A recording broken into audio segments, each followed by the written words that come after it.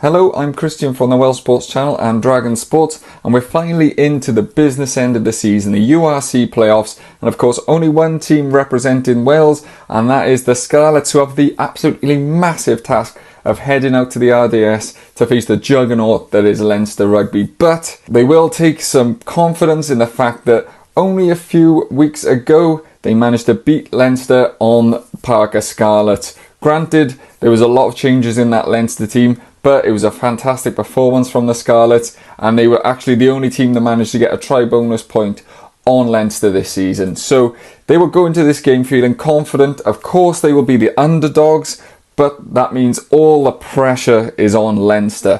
For the Scarlets, they just got to try and stay in this game. I know it sounds like a cliche thing to say, but going out into the RDS, Leinster are going to just come flying out of the blocks, and Scarlets are going to have to manage to contain them. That tight five is going to have to be competitive and keep them in the game and not get bullied up front, because the back line for the Scarlets is on absolute fire since Costello came back. He's managed to get the back line going. Johnny Williams is probably in the form of his life, at least for the last couple of years. He's in the best form. Joe Roberts is playing really well outside him. The back three look dangerous every time they get the ball.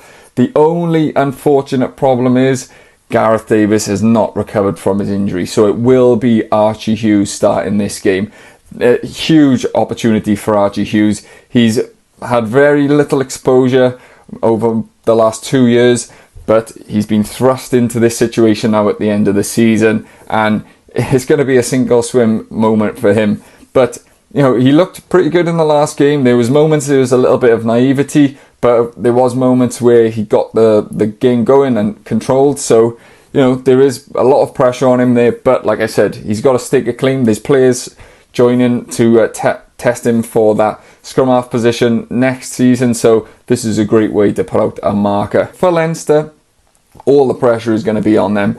They've been sort of underachievers for the last 4 years, given the budget and the squad and the calibre of players that they've managed to bring into Ireland, but they just haven't really got over the line. And now, given the fact that they got knocked out of the Champions Cup, everything is on this URC playoff now.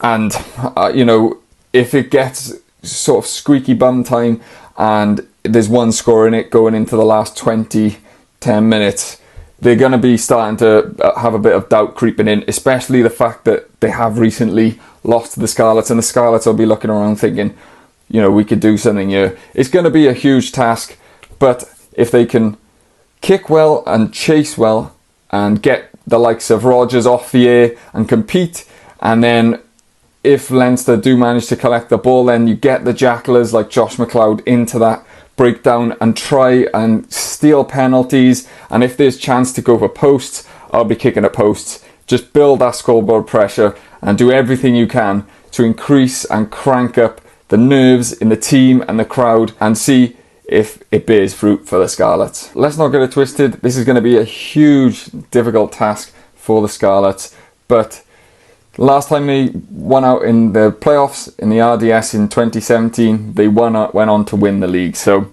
I don't know, could be a good omen. And for us, Welsh rugby fans from other regions, let's get behind the Scarlets. Welsh rugby is so divided at the moment. Let's all get behind each other and let's see if the Scarlets can get through and pull off, you know, the impossible.